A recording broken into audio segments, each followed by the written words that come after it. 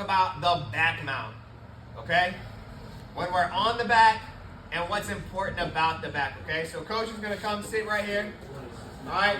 And I get on his back, all right?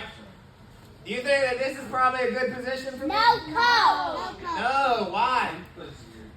Adeline, why?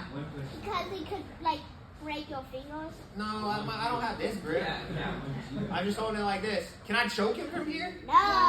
No, all right? So I need a choking arm, right? So I'm going to take this arm and come over top, and this is my choking arm, okay?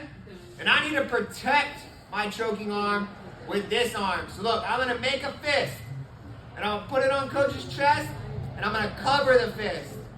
All right. Now, once I'm here, do you think this is good enough? No. What am I missing? Nathaniel. Feet. My feet. Where should my feet be, Nathaniel? On his leg. On his legs.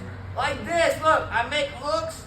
I don't have ballerina toes. I have ugly hook toes, right? And then I pull. All right? Should I cross my feet? No. Why not?